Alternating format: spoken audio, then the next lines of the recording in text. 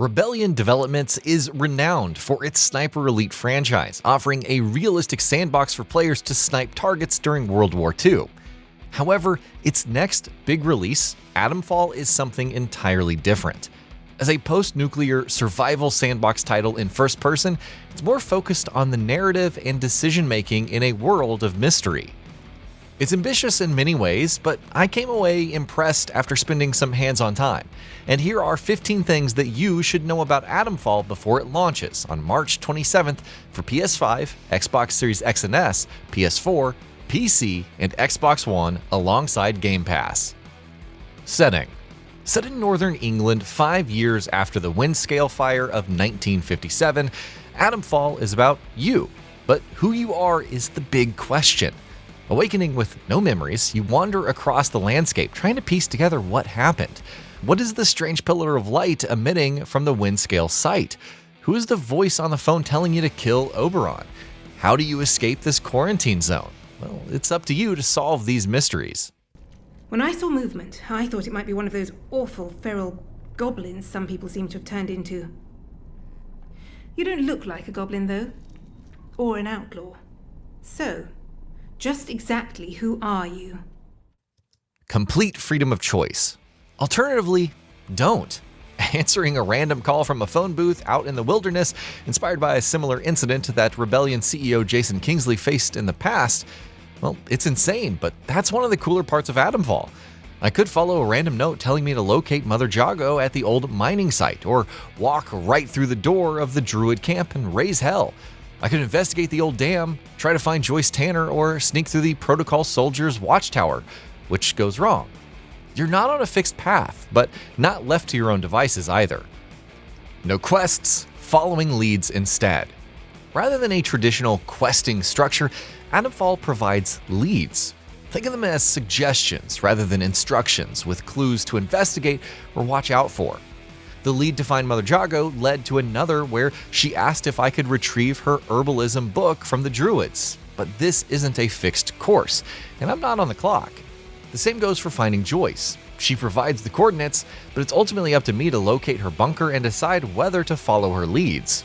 It's very engrossing, encouraging exploration while facilitating the non-linear storytelling that Rebellion is after. Locations. My playthrough started several hours into the game and offered a variety of locations. 2 were notable: the old mine where Mother Jago took refuge and the dam. Otherwise, there's no indication of anything else. I discovered the Druids camp purely by accident, or by murdering way too many Druids on the way, but in my defense, they started it.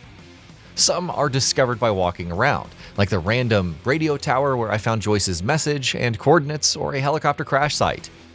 Though the entire scale of the map is unknown, the locations felt naturally spaced out, like I was exploring the actual countryside, albeit with much more danger. Dialogue choices. Do you require the operator?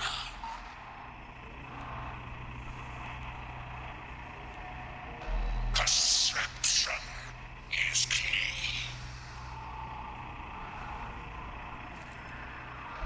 Listen to me. Fallout fans will be familiar with dialogue choices, especially those requiring skill checks and whatnot. Atomfall offers the same, but your responses also have helpful tags to indicate your nature. For example, when I met Billy Gorse, a traveling merchant who was clearly infected but not fully mutated, I could react with shock, saying his appearance bothered me. I could also go with indifference or wariness, leading to other choices, including impatience with all of the questioning. While the consequences of these choices weren't obvious, they made me consider my interactions all the more. This was especially so when speaking to Mother Jago, measuring the need to pry versus giving way too much information, or deciding whether I should convince Joyce to trust me. Kill everyone. Though the inner murder hobo didn't activate against the more amicable lot, I still found myself leaping into combat with the druids, outlaws, and ferals dotting the landscape. You don't have a choice in many circumstances, though in many others, it's possible to back away before combat starts or scare enemies with a gun. However, Rebellion confirms that you can kill just about any enemy and NPC, or none at all. The choice once again is ultimately yours, but the consequences are a different story. Enemy types. I was admittedly skeptical about the kinds of enemies that Atomfall would present, but even among the human types, there's some strong variety. Outlaws usually had firearms and felt more armored, making it riskier to barge into fights. On the other hand, druids will rely on bows, arrows, knives, and even Molotov cocktails to kill you. I was also surprised to find mutated plants that spit poisonous projectiles when infiltrating the druids' camp. Then you have the ferals, mutated humans that will charge with abandon and can infect you with their hits. Other notable threats include the protocol soldiers, if you get on their bad side, the bard robots, and even mutated rats attacking in swarms. Combat. Defending yourself is easy enough with various melee weapons like the trusty cricket bat and axe, each with their own unique properties. You can execute the standard combos or even throw weapons, which is ideal when carrying hatchets and knives. Firearms like rifles, shotguns, revolvers, and handguns are also available, though the scarce amount of ammo meant considering which ones I should have at the ready.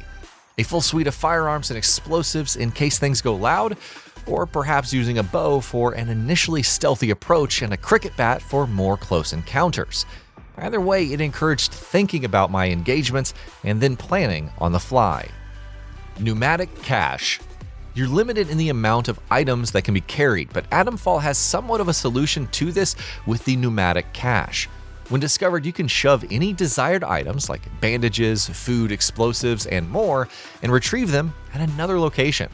The catch is that you're not sure, at least from the outset, if a pneumatic cache station is present, adding to the risk. Marking their locations on the map is yet another key facet of survival. Skills. As you progress, new skills become available, allowing you to lean into melee combat, survival, ranged combat, and conditioning. Kill momentum will grant a buff to melee damage, while quiet movement reduces the sound of your footsteps. Taking down enemies can be noisy, but thankfully there is a skill for muffling it. You can even disarm traps and harvest their materials. Crafting. The world of Atomfall isn't littered with junk to collect by the truckload, but you will find cloth, scrap, gunpowder, and other materials that can come in handy. Bandages are cheap to make, and on top of recovering health over time, they cure bleeding and temporarily provide resistance to its buildup. You'll discover, or sometimes have to barter, for recipes to be able to craft antidotes, explosive lures, and more, but they could come in handy when you least expect it. Bonkers choices to influence enemy population. By head of design Ben Fisher's own admission, Atomfall features, quote, some experimental stuff that wouldn't be attempted anywhere else because, quote, you can't guarantee a result. There's some bonkers stuff in Atomfall, he told Video Gamer. There are events the player can trigger or completely miss that have an influence on the enemy population in the game world and stuff like that. While he noted it might or might not work, he's looking forward to finding out. References for other Rebellion games. During a recent Q&A, the development team was asked if there were any nods to Sniper Elite to discover in Atomfall, to which it enthusiastically replied, yes, followed by, no, we're not going to tell you. Regardless, players can find lots of fun things, including references to other Rebellion titles and even British media, including the BBC. Story expansion.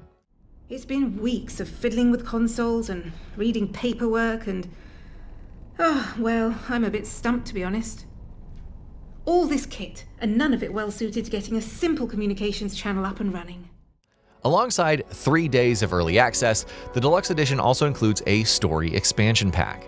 There isn't much information aside from not launching on day one, and Rebellion has remained tight-lipped on what it could offer. Well, we'll have to wait for more details. Playtime. With all these different choices and paths, how long will it take to beat Atomfall?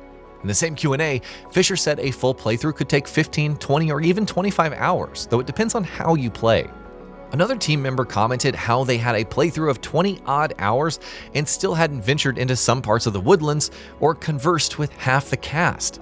Fisher promises a, quote, single, meaningful narrative experience, but also that you can revisit it for something completely different.